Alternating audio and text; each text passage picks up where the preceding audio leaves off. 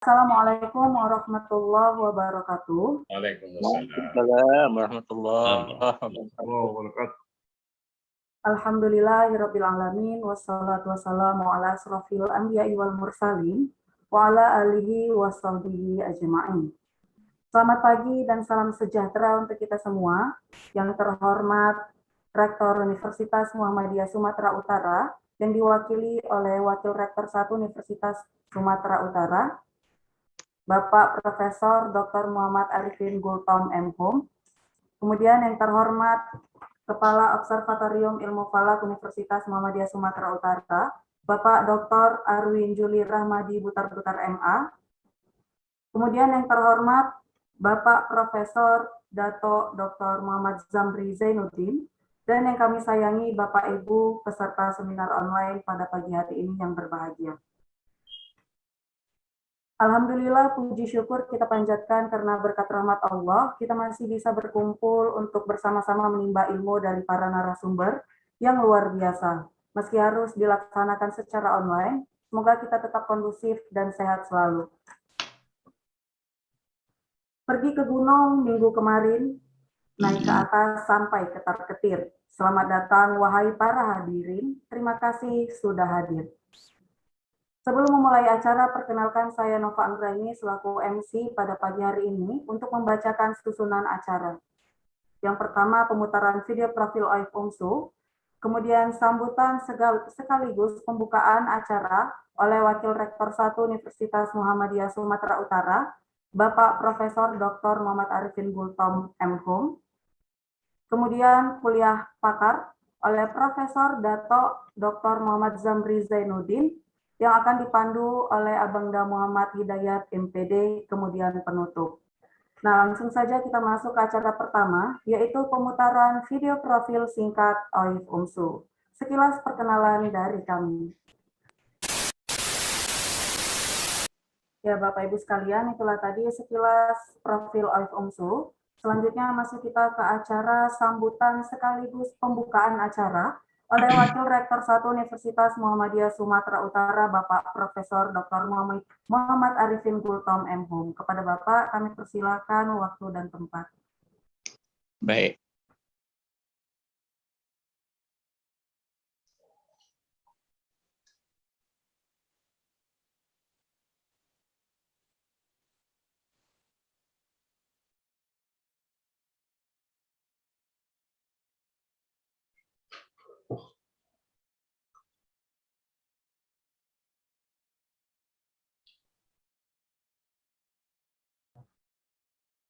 Ya, mohon izin. Terima kasih. Iya, Pak.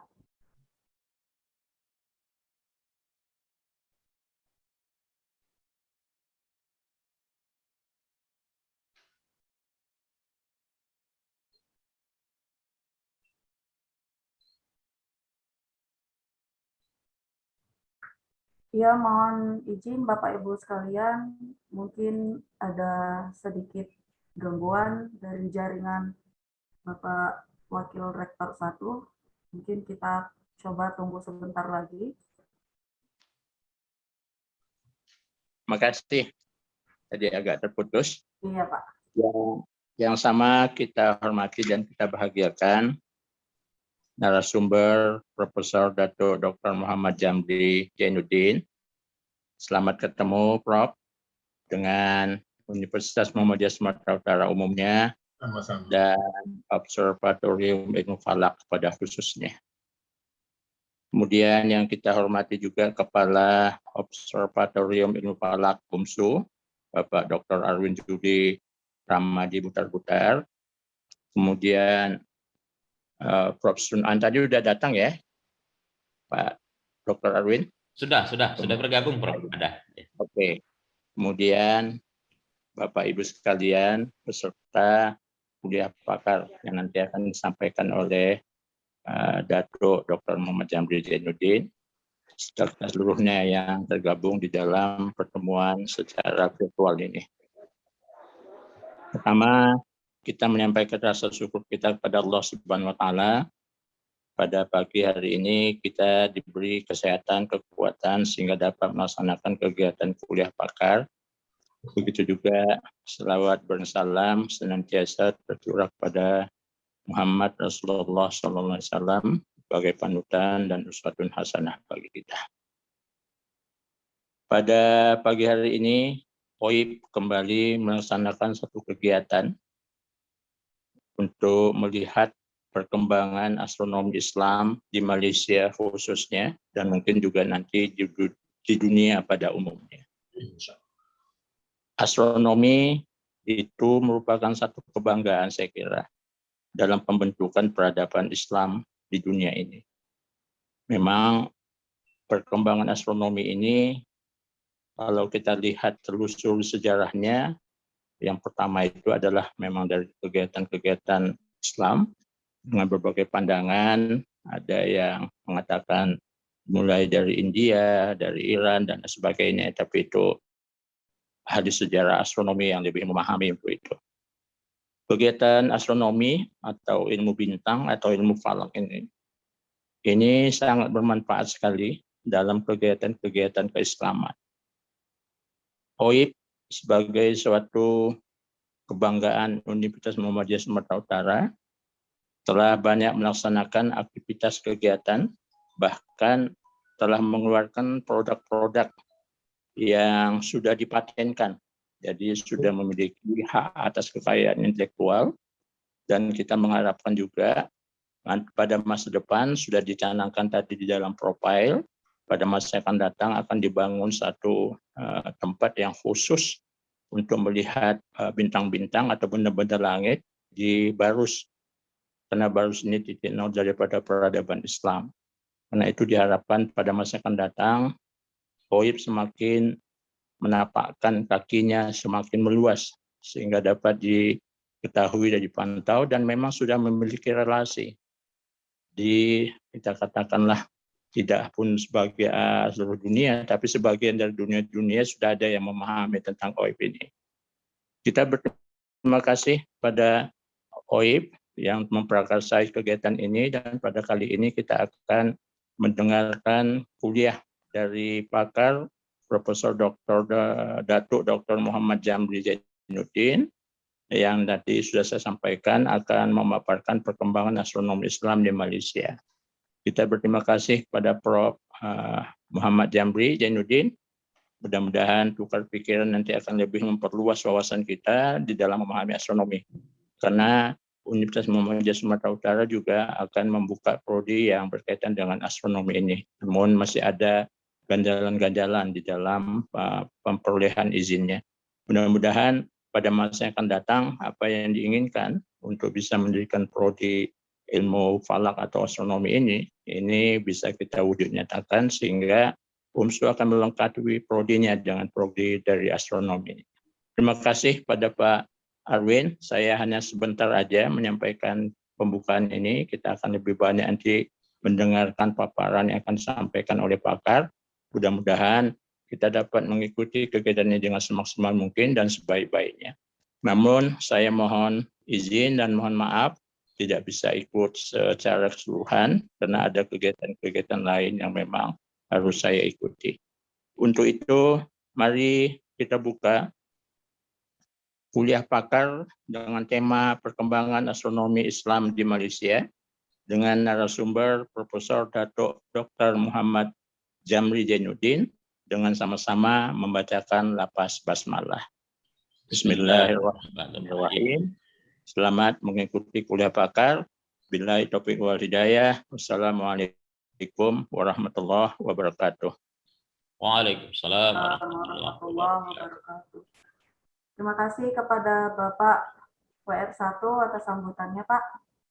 Selanjutnya kita langsung masuk ke acara ketiga, yaitu kuliah pakar oleh Profesor Dato Dr. Muhammad Jamri Zainuddin yang akan dipandu oleh Abangda Muhammad Hidayat MPD. Ya, terima kasih. Assalamualaikum warahmatullahi wabarakatuh. Waalaikumsalam warahmatullahi wabarakatuh. Alhamdulillahillazi arsala rasulahu bil huda wa dinil haqq liyuzhirahu 'alad dini kullih wa kafa billahi syahida. Asyhadu an la ilaha illallah wahdahu la syarikalah wa asyhadu anna Muhammadan abduhu wa rasuluh alladzi la nabiyya ba'dah. Yang sama-sama kita hormati dan muliakan itu Bapak Profesor Dr. Muhammad Arifin Butom SHM selaku Wakil Rektor 1 Universitas Muhammadiyah Sumatera Utara. Kemudian yang sama-sama kita hormati dan muliakan juga yaitu Bapak Kepala OIF UMSU yaitu Bapak Dr. Arwin Juli Rahmadi Butar-Butar MA. Kemudian juga turut berhadir pada kesempatan yang berbahagia ini yang sama-sama kita hormati dan muliakan juga yaitu Bapak Profesor Dr. Susiknan Azhari MA, dan yang kita sama-sama hormati dan muliakan yaitu narasumber kita pada acara yang berbahagia ini yaitu kuliah pakar dengan mengangkat tema perkembangan astronomi Islam di Malaysia yaitu Profesor Datuk Dr. Muhammad Zamri Zainuddin dari Universiti Malaya. Nah, ini sengaja kita undang dari jauh dari negara jiran, sebenarnya tidak terlalu jauh karena Indonesia dengan Malaysia itu negara jiran tetangga dan juga negara serumpun, apalagi kota Medan itu jaraknya sangat dekat dengan Malaysia, bahkan lebih dekat dengan ibu kotanya sendiri di Jakarta. Jadi saya kira punya kedekatan emosional yang sangat dekat begitu secara fisik dan juga secara batin begitu. Nah, salam takjim saya Prof. Pada kesempatan yang berbahagia ini, perkenalkan saya Muhammad Hidayat, nanti yang insya Allah akan memandu kegiatan kita pada kesempatan yang berbahagia. Acara kita ini juga dihadiri dari berbagai tokoh falak astronomi juga yang ada di Indonesia. Di sini tadi saya juga melihat ada Kiai Hussein dari Observatorium Joko Tole Madura, ada juga Bapak Amirul Muslihin, dan juga berbagai tokoh lainnya yang mohon izin tidak dapat saya sebut satu persatu karena slide di tampilan monitor saya ini banyak, jadi tidak dapat menggesernya satu persatu. Mudah-mudahan acara ini dapat bermanfaat dan dapat membuka khazanah keilmuan kita. Nah, ini terutama negara jiran kita, negara Malaysia, karena pepatah lama mengatakan tak kenal maka tak sayang. Jadi kita juga harus mengenali juga bagaimana perkembangan astronomi atau ilmu falak di Malaysia agar ke depan astronomi ataupun ilmu falak di perkembangan di Asia Tenggara ini juga dapat maju begitu. Nah, di sini mungkin sudah tidak sabar mendengarkan paparan dari narasumber kita yang sangat luar biasa. Di sini saya akan membacakan sedikit singkat kurikulum vitae dari beliau, yaitu beliau merupakan alumni fisik dari Universiti Malaya dan juga PhD-nya dari Durham University UK, dan juga bidang keahlian beliau yaitu ada Islamic Astronomy, ya, berbagai instrumen astronomi. Di sini ada Astrolab, baru juga ada Spherical Trigonometry, Kiblat Direction, Sun Transit, dan juga ada Astrofisik, Stellar, kemudian spektroskopi, fotometri, kemudian juga ada Astronomy Instrumentations meliputi Sky Brightness, Magnitude, dan juga banyak lainnya. Dan juga narasumber kita pada kesempatan yang berbahagia ini memiliki sangat banyak publikasi di berbagai jurnal dan juga ada buku proceeding yang tidak dapat saya sebut satu persatu karena memang sangat banyak sekali publikasi yang dihasilkan oleh beliau. Dan beliau juga pernah menjadi peneliti di Observatori Negara Langkawi dan juga di berbagai instansi lainnya. Nah, jadi di sini kesempatan yang berbahagia ini kita sangat senang dan sangat berharap nanti apa yang disampaikan oleh narasumber kita pada kesempatan yang berbahagia ini dapat menambah khazanah keilmuan bagi kita semua. Nah, mungkin sudah tidak sabar mendengar paparan ataupun jabaran dari narasumber kita pada kesempatan yang berbahagia ini. Kami persilahkan kepada Profesor Datuk Dr. Muhammad Zamri Zainuddin dari Universiti Malaya dengan segala hormat. Bismillahirrahmanirrahim. Terima kasih Saudara Muhammad Hidayat selaku pengacara. Yang saya muliakan Bapak Profesor Dr. Muhammad Arifin Butom, Wakil Rektor Universiti Muhammadiyah Sumatera Utara. Yang saya hormati Kepala Observatorium Ilmu Falak Universiti Muhammadiyah Sumatera Utara, Dr. Arwin Juli, dan sahabat dan rakan baik saya, Profesor Susiknan Azhari, dan seterusnya kepada para peserta yang saya hormati. Assalamualaikum warahmatullahi wabarakatuh. Waalaikumsalam warahmatullahi wabarakatuh. Kedahulu saya memanjat kesyukuranlah kepada Allah SWT dengan izin dan limpahnya pada pagi ini kita dapat bersama, dan saya bukanlah pakar, Ya, saya hanyalah seorang pendukung ilmu falak. So oleh itu saya akan cuba jelaskan konsep perkembangan astronomi Islam di Malaysia. Tapi sebelum itu kita perlu memahami sejarah tentang perkembangan ilmu falak di Malaysia. Sebab itu baru kita bawa kepada perkembangannya. Cuma saya mohon maaf saya tidak dapat membuat paparan pada hari ini.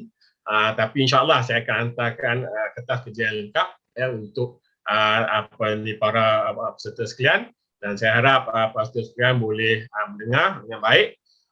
Saya akan mulakanlah, selalunya saya berminat dengan seorang pengkaji dari barat ya, dan saya pernah berjumpa dengan beliau datang ke Malaysia memberi kuliah, iaitu Profesor David A. King. Ya, kalau siapa dengar Profesor David A. King, ini adalah tokoh yang bukan Islam tetapi mahir di dalam bidang astronomi Islam. Dan saya pernah bertanya dengan dia masa dia datang ke Malaysia itu, kenapa tak masuk Islam? Tapi jawapannya ringkas. Dia cakap mudah ya, belum dapat hidayah dari Allah SWT. Okay. Jadi apa yang saya nak jelaskan sini, bahawa bagi Profesor David A. King, dia masuk bahagian astronomi ini, dibahagikan bahagian astronomi Islam ni pada dua bahagian. Satu dinamakan dalam bahasa Inggeris lah, Islamic folk astronomy ataupun astronomi ibadah. Ya. So maknanya astronomi ibadah ni merangkumi serapan langit dengan mata kasar, ya. Tak ada teleskop pada itu, ya, dengan mata kasar, and then pendekatan fiqh yang ringkas tanpa membuktikan sebarang teori astronomi yang sistematik. Dan ketiga, biasanya bidang ini dipelopori oleh para ulama fiqh ataupun para ulama fiqh, ya. So sebab mereka ni dengan hukum ibadah, ya. Dari sebab itu. Manakala bahagian satu lagi mengikut David A. King adalah Islamic Mathematical Astronomy, ya, iaitu astronomi matematik lah ringkasnya, ya. Dan mengikut David A. King, Islamic matematik ini dia merangkumi serapan langit yang sistematik dengan peralatan khusus atau peralatan khas, iaitu ada teleskop dan sebagainya, ya. Kemudian dia juga merangkumi teori astronomi yang teratur berasaskan aplikasi matematik untuk tujuan kiraan dan ramalan. Itu, ya. Dan ketiganya ia dipelopori oleh para sarjana sains Islam. Okay, so kita ada dua, satu ulama, satu para sarjana sains Islam. So mereka bergabung, ya, menjadikan itu sini. Jadi dalam arti kata lain, kita maklum, saya definisikan astronomi Islam itu adalah sebagai ilmu, ya, yang mengkaji alam cakrawala dan jasad-jasad samawi dari aspek, ya, dari aspek kejadian dan kewujudannya. Ya, maknanya macam mana alam semesta terjadi dan bagaimana wujudnya. Yang kedua, sifat fiziknya dan juga sifat metafisiknya. Ya, kita ada dua. Ya.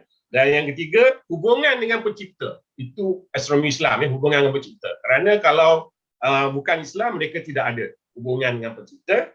Dan yang keempatnya, aplikasi dalam ibadah. So kita gunakan dalam ibadah, waktu solat, arah kiblat dan juga anak bulan, ya. Dan juga yang akhirnya dia kata gunanya dalam pembentukan akhlak.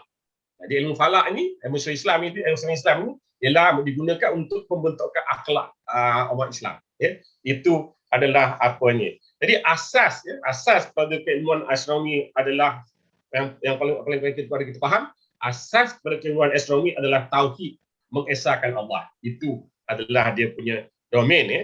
Serta mengembalikan segala teori yang ada kepada Allah dan tidak bertentangan dengan syariat. Itu sangat pentinglah. Sebab itu kalau kita lihat, ya, justru kajian terhadap fizik angkasa ke, kosmologi ke, teori-teori asal usul kejadian alam semesta serta falak cari, dia yang berkaitan dengan ibadah juga termasuk dalam perbahasan astronomi. Sebab itu kita perlu perjelaskan kepada umat Islam bahawa falak itu adalah astronomi, bukan falak itu hanya ibadah. Tapi permasalahannya kerana orang banyak masalah tafsir, dia kata falak itu ibadah, sedangkan falak itu astronomi. Ya, dalam Quran nyatakan, ya. Okey. Jadi itu adalah sedikit sebanyak, ya, tentang definisi astronomi Islam yang diberikan oleh Profesor David A. King. Jadi kita masuk pada perkembangan astronomi di Malaysia. Namanya perkembangan falak atau astronomi di Malaysia lah. So pembuktian tentang masuknya ilmu falak di Malaysia ini adalah penemuan batu bersurat. Penemuan batu bersurat di Terengganu. Bukti jelas dapat dilihat tercatat tarikh pada batu bersurat itu, tarikh hijrah 22 bulan Februari 1303 ataupun bulan Rejab tahun 702 Hijrah. Itu adalah penemuan penemuan masuknya falak ke dalam alam tanah Melayu lah. Dan dikatakan penggunaan takvim hijrah ini oleh pemerintah pada zaman tersebut. Oleh kerana ada takvim hijrah pada batu bersurat itu, jadi orang kata mungkin pemerintah yang inilah. Tetapi bila kita buat kajian lebih mendalam, kita tak dapat bukti yang sahih menyatakan pemerintah yang menggunakan tarikh tersebut. Kemudian ada juga penemuan yang kedua, iaitu batu nisan yang ditemui di lembah Bujang, Merbuk, Kedah, makam Sultan Muzaffar Shah. Ada tertulis lagi sekali takvim Hijri. Walau bagaimanapun kita tidak dapat mengesahkannya kerana kita tidak ada maklumat yang lengkap. Jadi kajian masih diteruskan dan harap pada masa akan datanglah. Jadi pada peringkat awal dia, perkembangan ilmu astronomi di alam Melayu, alam Melayu ni sebenarnya ialah ilmu falak disebarkan. Maknanya ilmu falak ni disebarkan sebagai satu disiplin ilmu agama yang menjalin sebahagian daripada keperluan dalam ilmu fiqh. Itu adalah ilmu falak mula-mulanya, adalah ada keperluan dalam ilmu fiqh dan didominasi oleh para ulama kerana dia berkait rapat dengan keperluan agama. Itu yang pertamalah. Jadi mengikut kajian Persemaya Dr. Baharudin Zainal dalam etnomatematik di Malaysia, dia telah temui 2 naskah dari Perpustakaan Negara Malaysia yang digunakan ilmuwan falak Melayu. Ada 2. Satu ialah Risalah Al-Maridini fi Amali Rubu' Mujayab, karya Sib Al-Maridini, tahun Hijrah 865 dan tahun Masyihi 1460. Dan naskah kedua ialah Zish Ulugh Beg. Kita tahu Ulugh Beg ni. Ulugh Beg ini daripada Uzbekistan. So ini ialah kurun ke-15. Jadi ulama berdasarkan 2 naskah ni, ulama kembangkan ilmu falak ke alam Melayu, maknanya ke tanah Melayu, meliputi ibadah khusus dan juga ikhtiar hidup. 2. Masa tu kita fikir ibadah khusus dan juga ikhtiar hidup ilmu falak ni. Ibadah khusus tu maknanya yang berkaitan dengan arah kiblat, waktu solat dan juga anak bulan atau hilal. Manakala ikhtiar hidup itu ialah berkaitan dengan ilmu pelayaran, ilmu pengembaraan, pengukuran, penentu waktu serta sistem takvim yang lebih sistematik. So itu adalah asasnya. 2 perkara ini oleh ulama dulu mengajar di Malaysia, ilmu falak, ibadah khusus dan juga ikhtiar hidup. Jadi pendekatan dia lah, masa kita aplikasi falak yang digunakan pada zaman itu terbagi kepada 2 lah. Masa itu dia bagi kepada 2. Pertama melalui kaedah ijtihad, dengan aplikasi literasi, maknanya membaca, dan menulis dan mengeluarkan. Dan kedua, menggunakan kaedah falak matematik, dengan menggunakan jadual falak, dan juga sifir-sifir logaritma. Kaedah matematik pada peringkat ini juga termasuklah apa yang kita pelajari trigonometri dan juga geometri. Jadi ulama fiqh, ulama fiqh yang mahir dalam kedua-dua pendekatan, pendekatan ijtihad dan juga pendekatan falak matematik, akan menggunakan semasa menguraikan tiga falak dalam ibadah. So dia gunakan untuk ibadah. So untuk kira waktu solat, nak kira arah kiblat, semua tu digunakanlah. Dan sebab itu kaedah ijtihad dengan aplikasi literasi ini banyak terdapat dalam kitab-kitab fiqh yang asas di Nusantara. Memang kaedah ni paling banyak sekali kitab-kitab fiqh ni yang di Nusantara. So antaranya kitab Buqyah Al-Tulab oleh Syekh Daud Al-Fatani dan Sabit Al-Muhtahadin oleh Syekh Muhammad Ashar Al-Banjari. So ini adalah kitab-kitab falak yang digunakan pada ketika itu. Kemudian kita tahu Malaysia pada masa itu tanah Melayu telah dijajah oleh Eropah. Jadi kedatangan penjajah Eropah tidak mengurangkan peranan ulama tempatan dalam perkembangan ilmu falak, walaupun mereka telah menambahkan skop aplikasi dalam ilmu falak. Maknanya penjajah dari Eropah ini telah menambah sedikit aplikasi dalam ilmu falak, dan kita tengok apakah penambahan itu.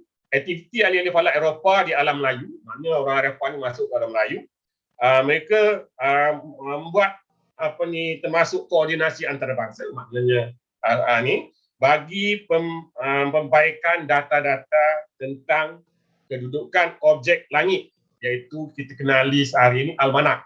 Jadi orang Eropah masa itu sudah ada almanak. Jadi dia bagi kita banyak koordinat dan juga koordinat geografi bumi. So itu dua perkara lah. Jadi bagi ulama orang alam Melayu, ilmu falak yang mereka kembangkan telah masukkan aktiviti ini dalam kaedah-kaedah falak yang mereka gunakan. Misalnya Syekh Ahmad bin Abdul Latif Al-Minangkabau Al-Khalid telah membincangkan kaedah penentuan latitude dan longitude bumi. So dimasukkan dalam ilmu falak dan menyeraikan sejumlah nilai koordinat ini dalam karyanya, iaitu Riyal Al-Wardiyah dan Al-Jauhar Al-Naqiyah fi Al-Amali Jaibiyah. Itu adalah dua yang dibuat. Okey, so itu adalah kitab-kitab ilmu falak yang lama. Kemudian antara tokoh tempatan terkenal di Malaysia pada ketika itu ialah bekas Mufti Kelantan. Bekas Mufti Kelantan, almarhum Datuk Haji Muhammad Noor Ibrahim, yang tarikh lahirnya ada pada tahun 1905 dan beliau meninggal dunia pada tahun 1987. Yang menulis buku yang dinamakan Risalah Pilihan Mastika. Risalah Pilihan Mastika ni pada menerangkan kiblat, dan juga ketika cetak kali pertama buku ni cetaklah pada tahun 1932. So tahun 1932 tu Jadi sementara itu individu yang telah membangunkan ilmu falak dan banyak menulis adalah Syekh Muhammad Tahir bin Muhammad Al-Jalaluddin. So itu orang yang banyak memberi input kepada Malaysia dari segi aspek ilmu falak. Atau beliau dikenali sebagai Syekh Tahir Jalaluddin. Saya ringkasnya, Syekh Tahir Jalaluddin ni beliau telah menghasilkan pelbagai karya falak. Antaranya ialah Natijah Al-Umar tahun 1936 Masihi 1136 Masihi ataupun tahun 1936 Hijrahnya 1355 Masihi. Kemudian beliau juga telah mengarang buku Jadawid Patikiraan pada menyatakan waktu yang 5 dan hala kiblat dengan logaritma. Ini telah diterbitkan pada tahun 1938 Masihi, iaitu bersamaan dengan 1356 Hijrah. Dan Nukbah Al-Taqrirat fi Hisab Al-Awad wa Samad Al-Qiblah bi Al-Logarima. So ini diterbitkan pada tahun 1937 ataupun pada 1356 Hijrah. Kemudian beliau juga menerbitkan Al-Qiblah fi Nusus Ulama Asy-Syafi'iyah fima yatara Allah bi istiqbal Al-Qiblah Asy-Syariah man qala min Kutub Al-Mazhab. So ini adalah tahun 1950 lah. So itu adalah apa yang telah diterbitkan oleh Syekh Tahir Jalaluddin, orang yang sangat terkenal di Malaysia. Kemudian ulama falak yang sezaman dengan beliau, sezaman dengan beliau, maknanya dengan Syekh Tajuddin, ialah Syekh Muhammad Nur bin Syekh Nikmat Kecik Al-Fatani, Syekh Jamil Jambek Minangkabau, Sumatera Barat, Syekh Abdullah Fahim Pulau Pinang, dan Kadi Haji Abu Bakar bin Haji Hassan Muadoh. Manakala Syekh Abdullah Fahim adalah merupakan ahli falak yang terkenal lah, kerana beliau telah menentukan tarikh hari kemerdekaan Tanah Melayu, iaitu pada 31 Ogos 1957. Okey.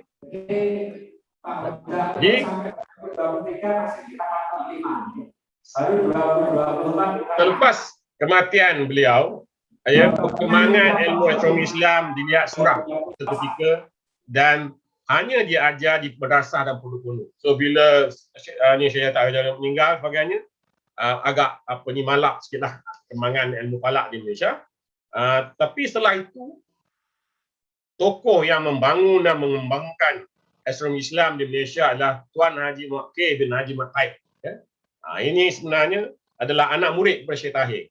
Beliau lahir pada tahun 1922 dan meninggal pada tahun 1989. Yang beliau merupakan salah seorang yang mengasaskan. Beliau inilah yang telah mengasaskan Persatuan Falak Syar'i Malaysia pada tanggal 7 Oktober 1983.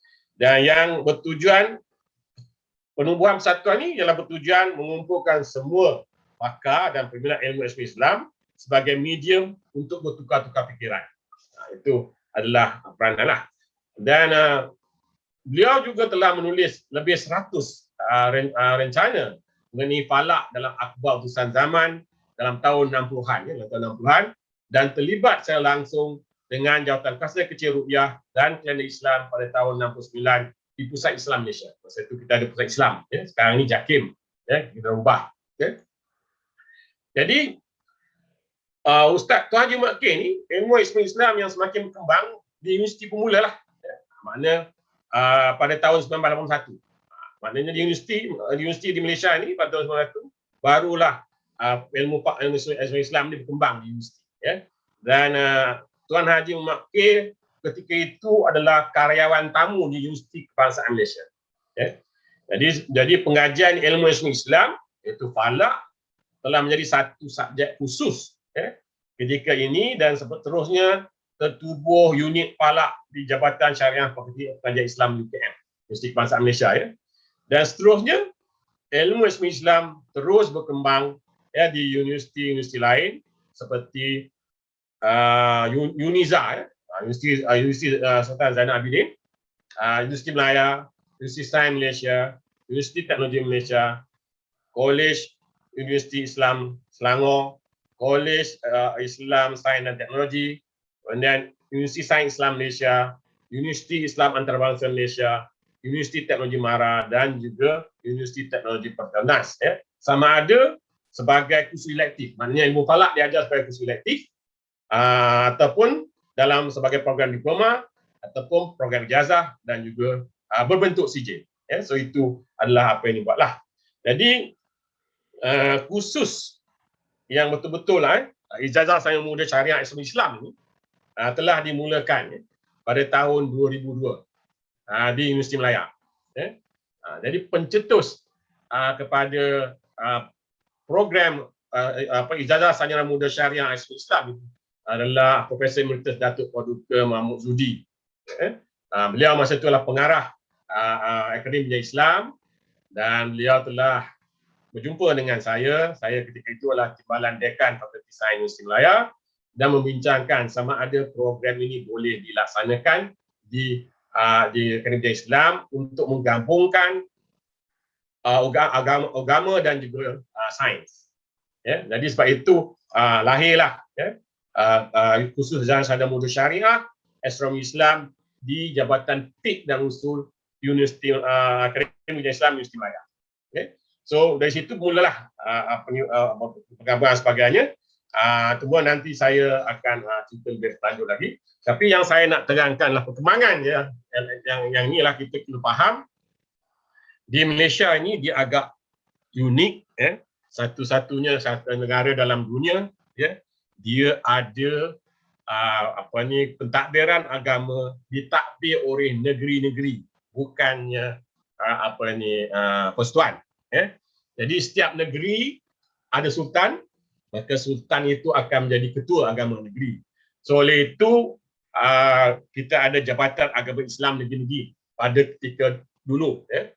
Tapi bermula tahun 1997, ya, ataupun 1996 begitu, maka Jabatan Mufti, ya, telah ditubuhkan dan diasingkan daripada Jabatan Agama Islam Negeri. Ya. Jadi maknanya setiap negeri ada jabatan mufti dan ada muftinya. Ya. So kita ada 13 mufti lah, ya, kalau kita ambil kira Malaysia, ya, daripada Perlis sampai ke Sabah, ya, termasuk wilayah persekutuan. Jadi mufti-mufti ini mereka lah yang boleh mengeluarkan fatwa.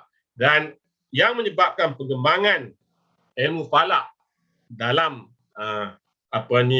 Jabatan Islam ini kerana pada tahun 2000, ya, tahun 2000 Jabatan Mufti, ya, rasmi telah dipisahkan, ya, daripada Jabatan Agama Islam, dan Jabatan Mufti ini diletakkan pegawai falak. Kerana berkaitan ilmu falak diletakkan di bawah Jabatan Mufti. Jadi sebab tu Jabatan Mufti yang mengendalikan semua program falak lah. Jadi pada ketika itu berkaitan dengan Jabatan Mufti, pegawai falak di situ, mereka punya tugas ialah menentukan arah kiblat, menentukan waktu solat dan juga pencerapan anak bulan. Ramadan, Syawal dan Zulhijjah. Ya, so 3 perkara yang mereka lakukan. Ya. Oleh itu pada tahun pada tahun 1999, ya, kalau saya telah diminta, satu yang kita perlu faham adalah kita ada di persekutuan, kita ada JAKIM, ya, Jabatan Agama Kemajuan Islam Malaysia. JAKIM ini adalah dia adalah penyelaras. Dia menyelaras semua aktiviti jabatan-jabatan mufti negeri-negeri. Ya.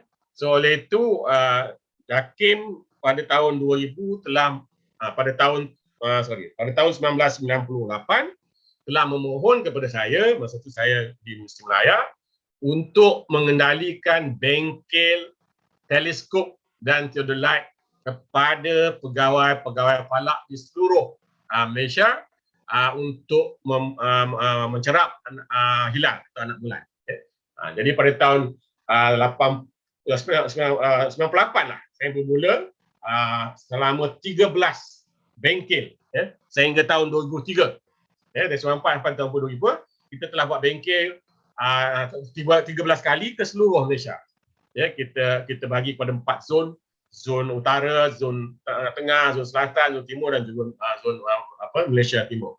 Jadi pegawai falak itu telah diberi pendedahan untuk menggunakan peralatan teleskop untuk mencerap anak bulan dan juga mencerap planet ataupun mencerap buruj-buruj yang ada di langit, sama ada gerhana ke peristiwa gerhana, komet sebagainya telah diberi pendedahan.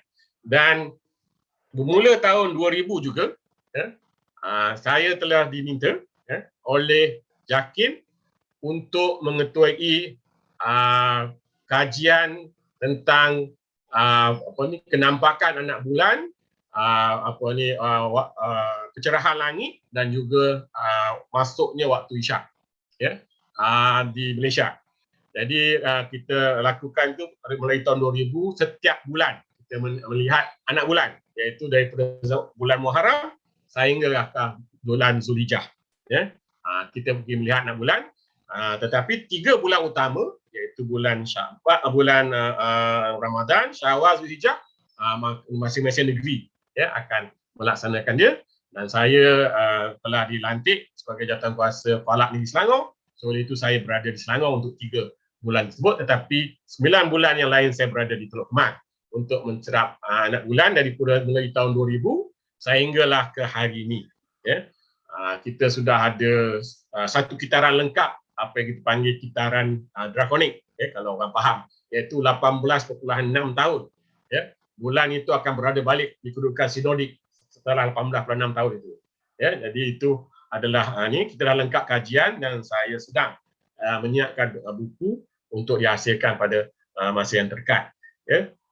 Dan oleh itu kemudian dengan perkembangan ini kita juga tak lupa ya, kita ada Jabatan Mufti dan JAKIM dalam bahagian agama, tapi kita juga ada astronomi di peringkat persekutuan. So peringkat persekutuan dia ada penubuhan, mula-mulanya dipanggil bahagian kajian sains angkasa, kemudian ditukar kepada Agensi Angkasa Negara, sekarang ini ditukar pada MAISA.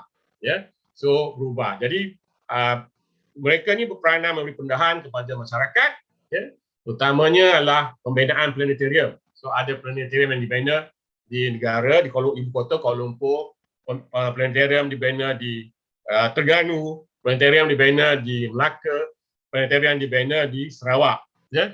Jadi tempat masyarakat diberi pendedahan tentang langit dan sebagainya.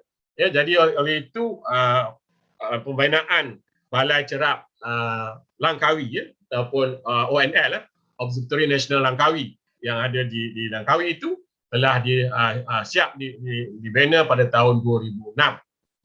Ya. Dan dari situ apabila pegawai falak di Jabatan Tan Mufti mereka telah mendapat pendedahan berkaitan dengan penggunaan teleskop ini, maka pihak Jabatan Mufti Negeri telah merancang, ya, untuk membuat pembinaan balai cerap di negeri masing-masing. Okay?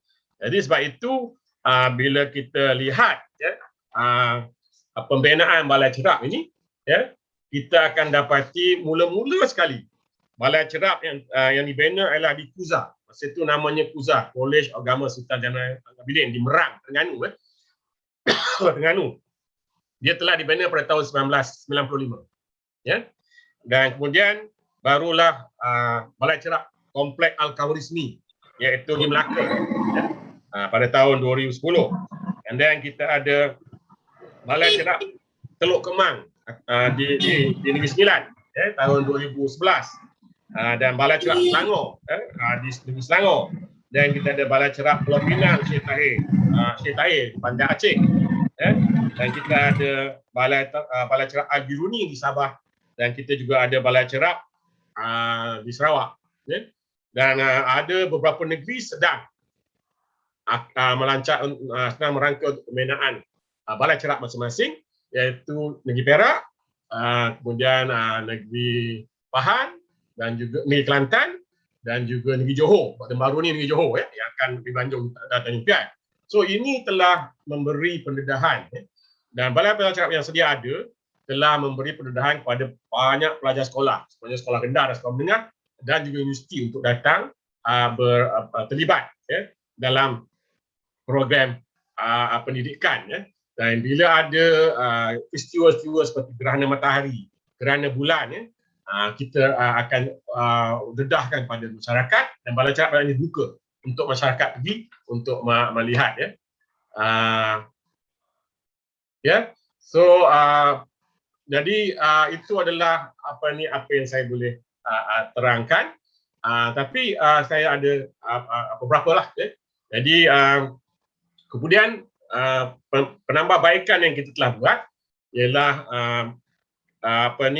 sebagai seorang ahli penyelidik atau peneliti, ya, saya dan juga rakan-rakan saya telah membuat kajian, ya, pertama yang berkaitan dengan garis panduan, ya, penentuan arah kiblat di seluruh Malaysia.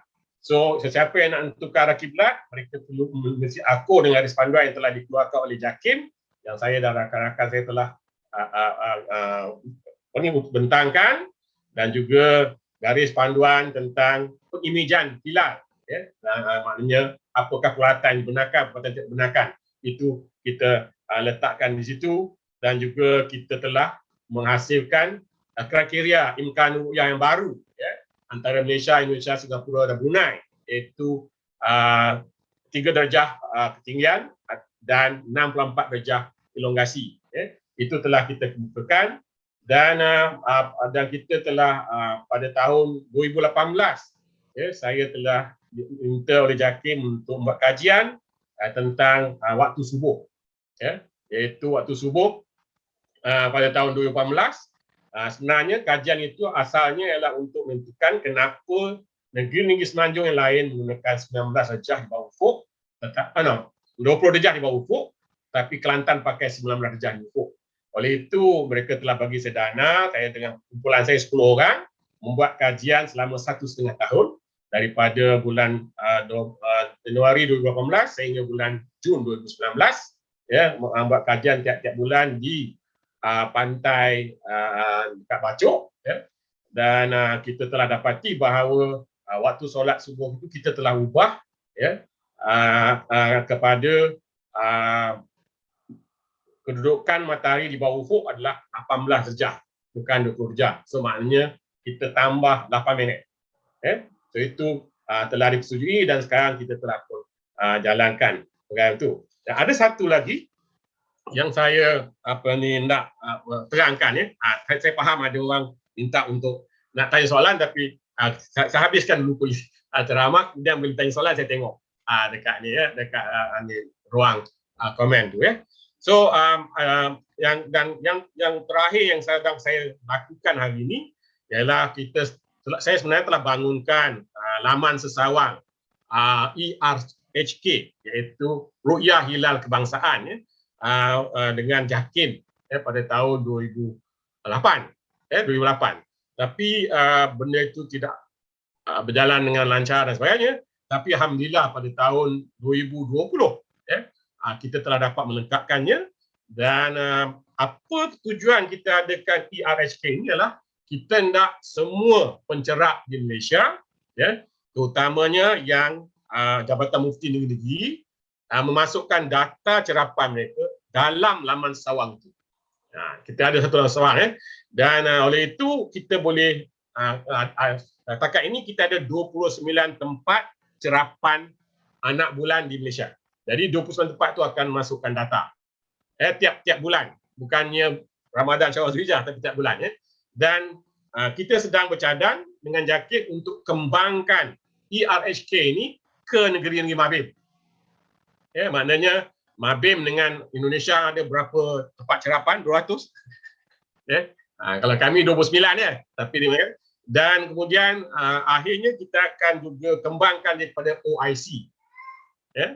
Untuk inilah So itu yang kita sedang aturkan di sini. Kemudian saya juga nak maklumkanlah sebenarnya peranan NGO sangat penting dalam pembangunan ilmu falak ni, iaitu kalau saya maklumkan awal tadi, Satuan Falak Syar'i Malaysia yang telah ditubuhkan tahun 1983, mereka memberi pendedahan tentang falak di Malaysia, dan mereka juga telah membina jam matahari di bangunan tabung haji dekat dengan Sepang.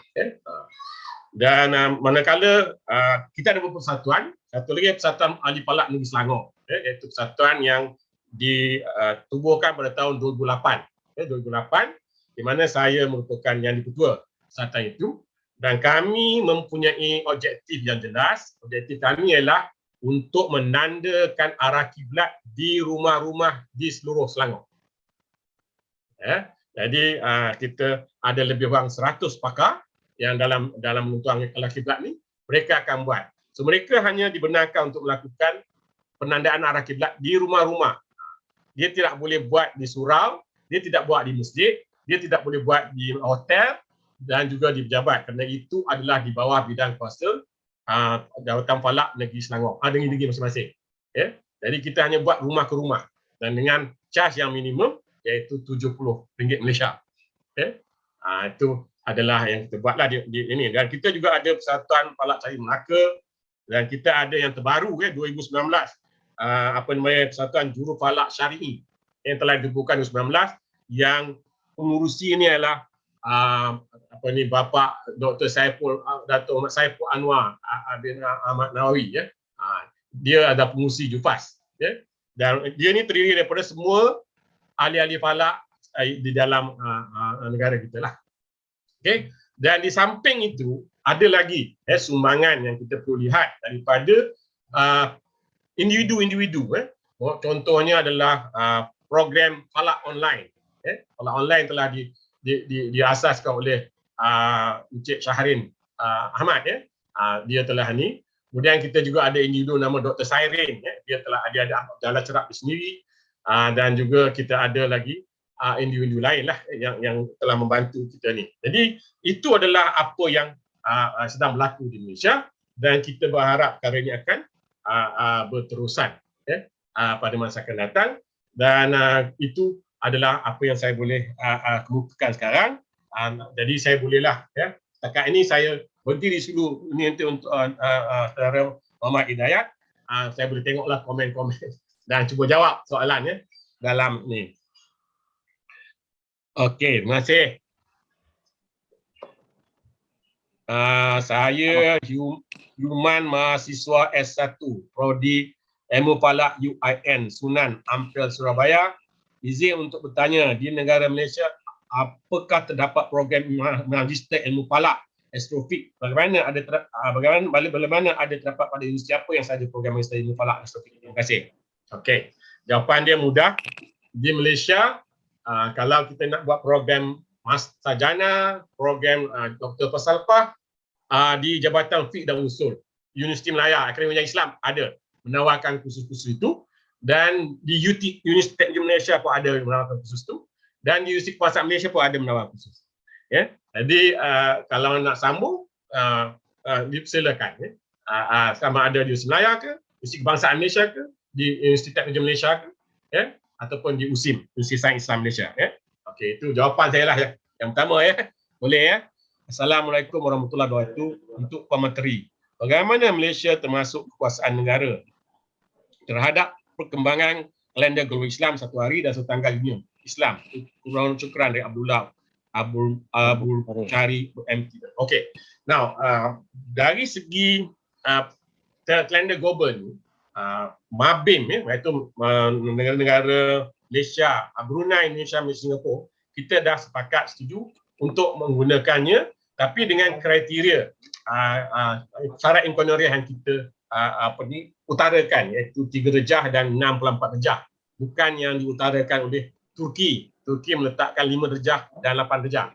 Ya? Jadi itu kita dah persetujui. Jadi sebab itu kita menunggu maklum balas, ya, daripada mereka.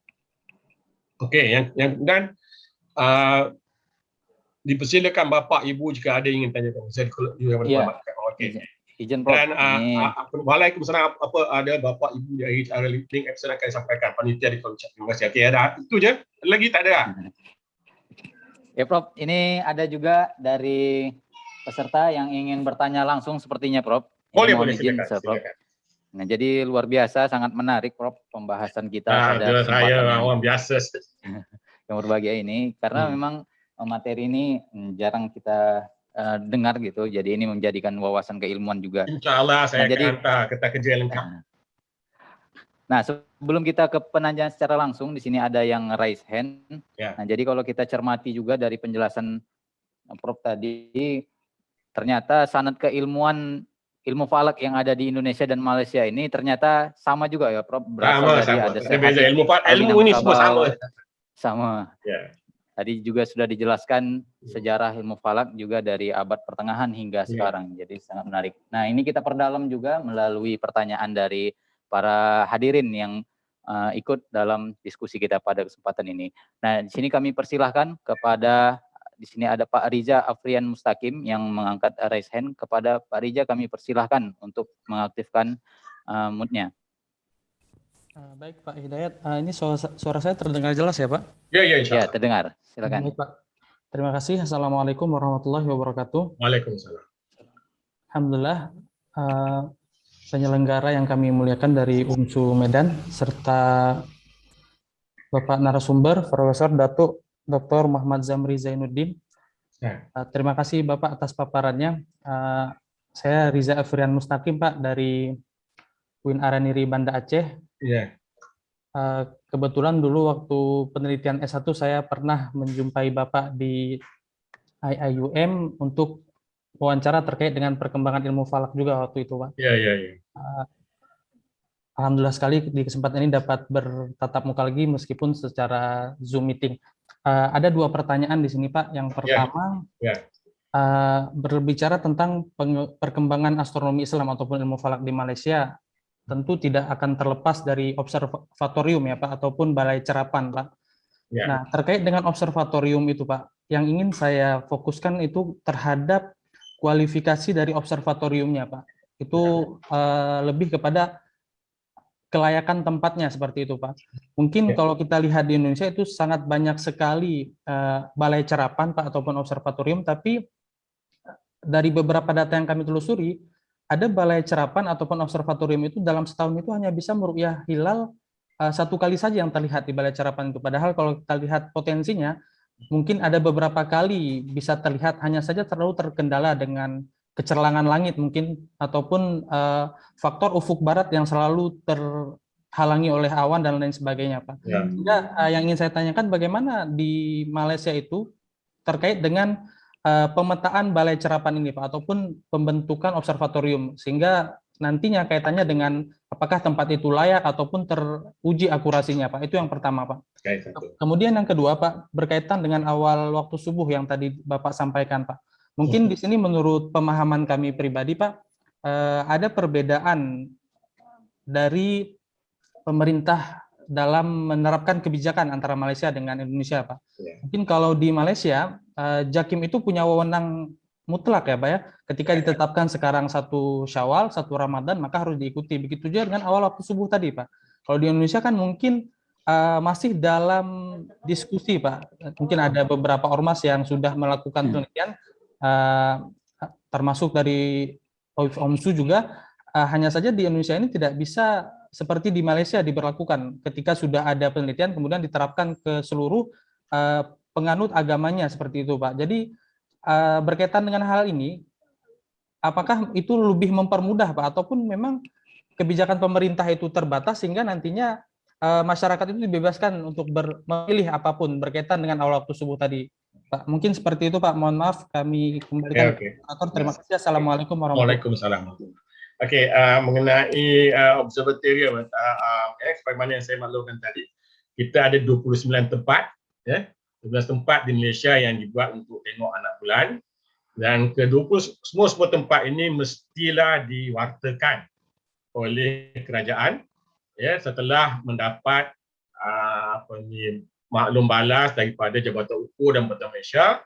Pertama ialah untuk melihat anak bulan kita perlukan ufuk sebelah barat. Ya, ufuk sebelah barat itu antara 200 hingga 300 darjah. Mestilah tidak ada sebarang halangan, tidak boleh ada pulau, ada bangunan sebagainya. Ya, baru kita boleh gazetkan untuk tempat cerapan. Jadi untuk melihat anak bulan, bagi 29 tempat itu kita tidak ada sebarang masalah dari segi halangan sebab kita dah gazetkan. Jadi mana-mana tempat yang kita dah gazet itu tidak ada pembangunan di Malaysia. Ya. Jadi itu tak halangan. Tapi untuk membuat balai cerap, untuk tujuan untuk cerapan langit dan sebagainya, bagaimana yang Saudara Riza Afrian cakap tadi, memang betul kita perlu melihat kecerahan langit. Ya.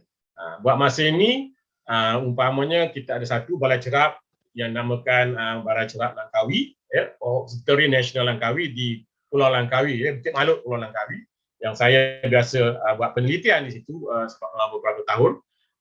Di situ memang pada suatu ketika dia punya kecerahannya itu ialah dalam 21 angka magnitude, ya, sangat gelap.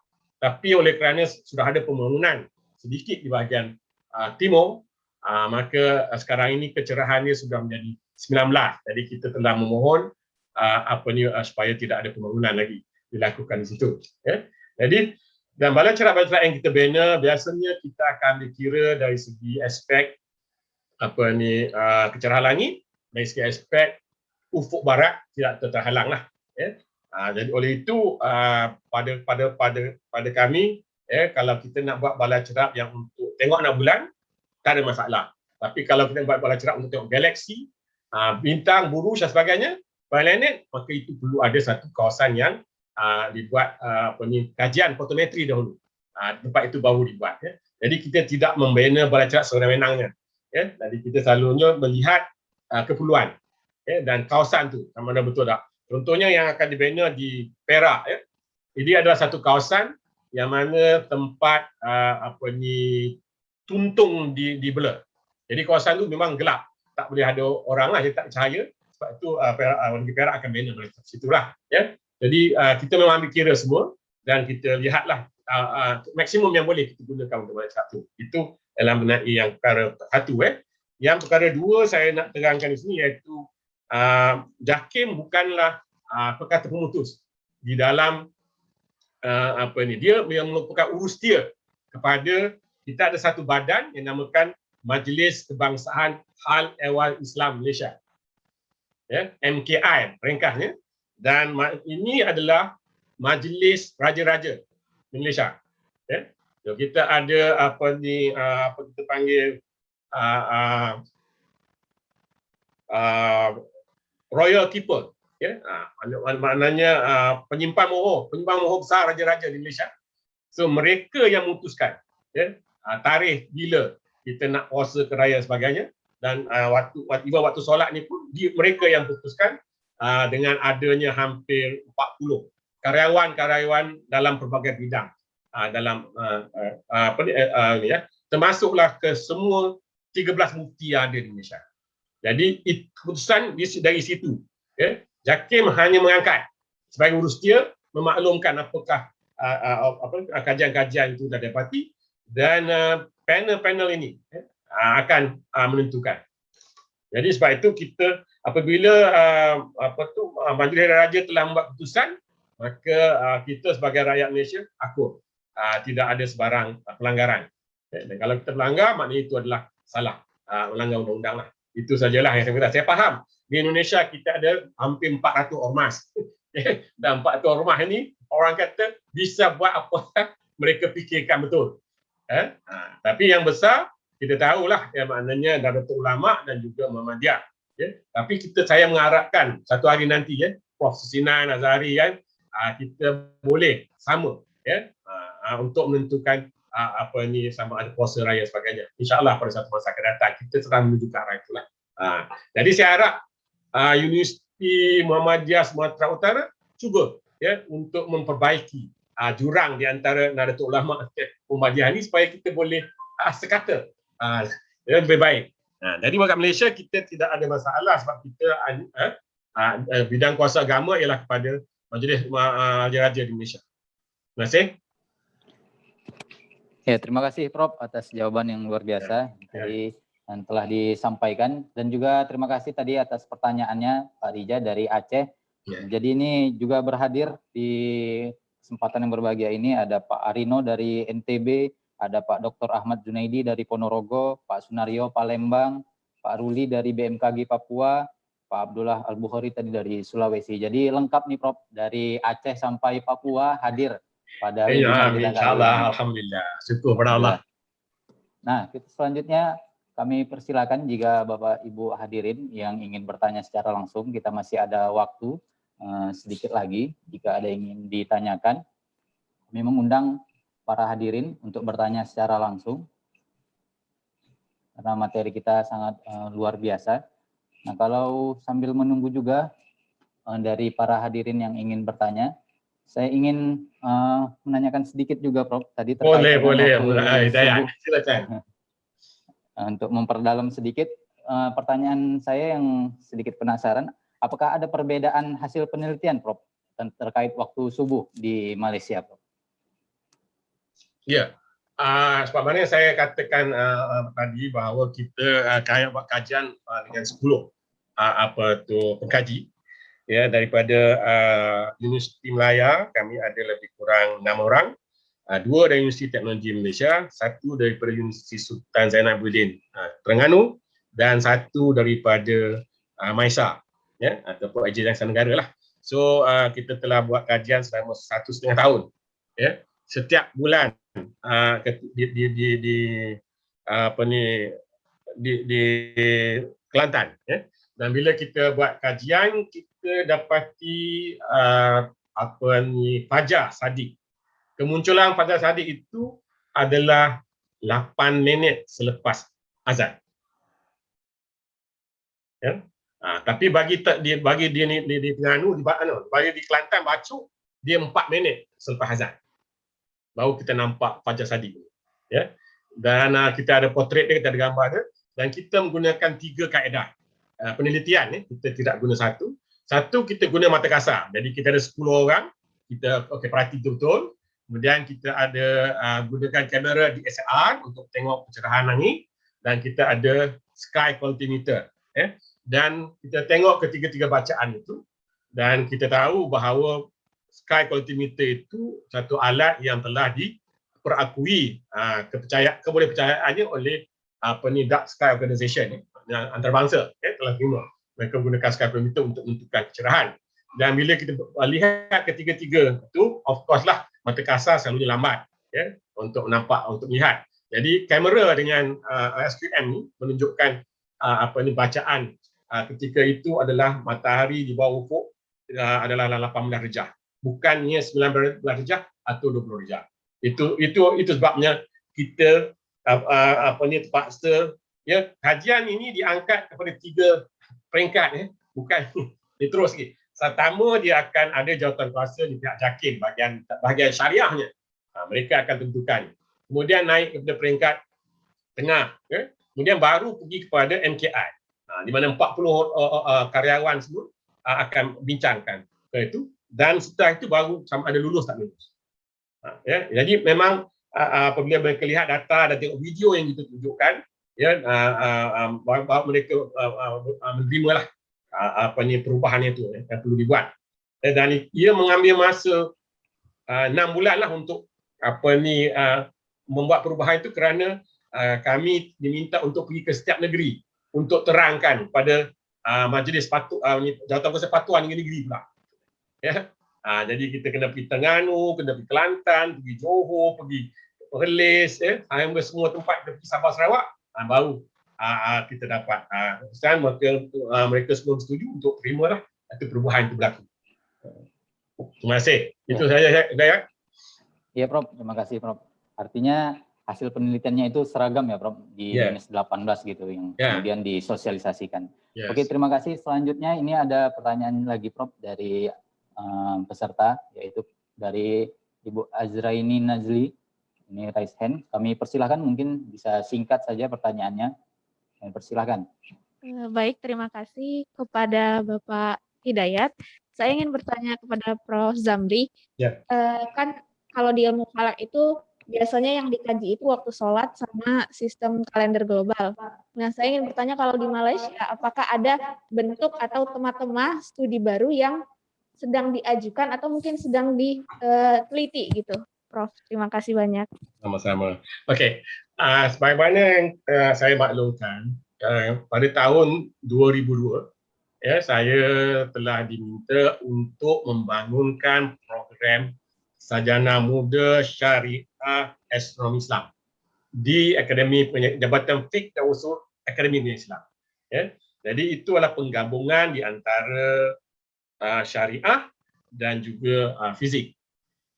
Jadi sebab itu dalam kursus ini dia mengambil masa 4 tahun. Dia ada pengiraan waktu solat, dia ada pengiraan kedudukan bulan, matahari, cerapan dia ada tu, dan dia juga ada komponen yang astronomi, maknanya penelitian tentang galaksi, penelitian tentang bintang dan sebagainya. Dan jadi itu adalah gabungan. Jadi program itu bermula tahun 2002 dan hari ini saya percaya sudah hampir 20 tahun. Saya rasa bapa Profesor Dr. Sinan Azhari tak mengetahui tentang itu, kalau beliau pernah datang sebagai karya tamu di Universiti Malaya. Dan kami juga mengalu-alukanlah Pak Profesor ataupun ni untuk datang menjadi penyelidik di Universiti Malaya. Kita mengalu-alukan unsur untuk datang. ya, supaya kita boleh ada apa, tukar-tukar fikiran dan sebagainya, dan mungkin kita boleh buat MOU pada masa akan datang, ya. Jadi memang kita gabung, ya. Sebab itu saya kata tadi, jadi sebab itu kita ada sebahagian sikit tentang fotometri, kita ada sedikit tentang spektroskopi, kita juga of course lah kita yang buat biasanya astrometri, ya, iaitu tentang kedudukan jasad-jasad semawi di angkasa. Boleh jawab ya? Terima kasih.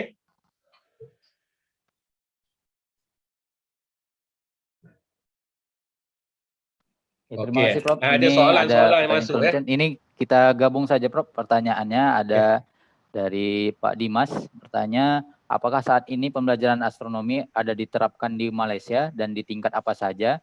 Dan bagaimana cara membumikan ilmu astronomi nufalak di lingkungan pendidikan? Nah, sekira ini pertanyaannya masih dekat gitu. Izin kita gabung dari Jawa Tengah. Kami persilakan. Sekarang ini kita sudah pun ada kurikulum astronomi ataupun kurikulum ilmu falak di sekolah-sekolah rendah dan menengah, ya. Iaitu kurikulum ini dilaksanakan pada co-curriculum. Maknanya pada hari Rabu petang, ya, dan kita ada kurikulum itu telah ada. So sekarang ini 3 negeri telah pun melaksanakannya, iaitu Selangor, Negeri Sembilan, Pilihan Persekutuan. Ya. So jadi dari peringkat sampai sekolah menengah saja. Di universiti sebagaimana saya maklumkan tadi, hanya Universiti Melaya sahaja yang menawarkan khusus ijazah sarjana muda. Ya. Universiti lain dia tak ada, dia hanya ada khusus elektif ataupun khusus pilihan. Ya. Hanya Universiti Melaya saja yang ada khusus ijazah sarjana muda syariah dalam astronomi Islam. Okay. So itu adalah inilah. Ya. So ada soalan di sini. Assalamualaikum Pak, izin bertanya, apakah Malaysia telah menerapkan kriteria kekelihatan hilal pada tinggian 3 darjat dan sudut elongasi 64 darjat dalam penentuan awal bulan? Kita telah pun memulakan apa itu, iaitu pada 1 Muharram 1443 Hijrah yang baru ni. Ya. Jadi dan kita memang sekarang ini di Malaysia kalender takvim hijri kita berdasarkan kepada kriteria yang baru 3 darjah dan 64 darjat.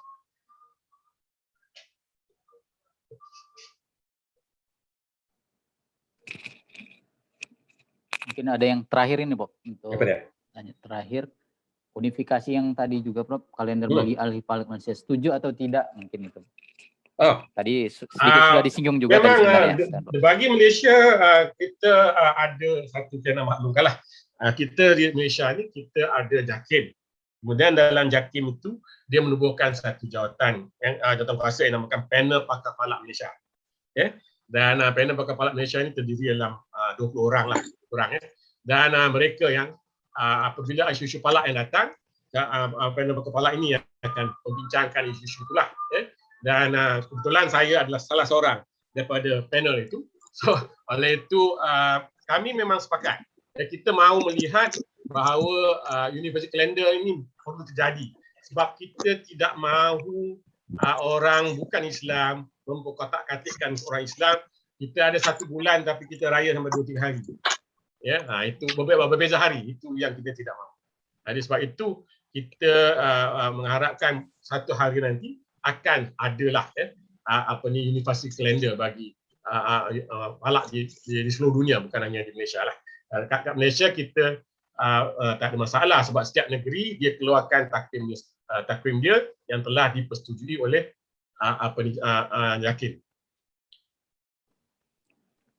Ya, sangat jelas Prof tadi jawaban yang telah disampaikan. Nah, ini kita sudah pada akhir acara.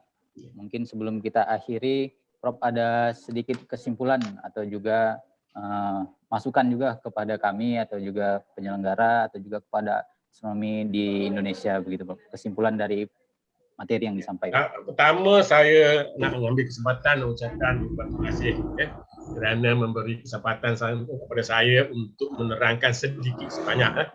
Saya maklumkan lagi saya bukan pakar, saya hanya menjalankan tugas sebagai seorang penyelidik.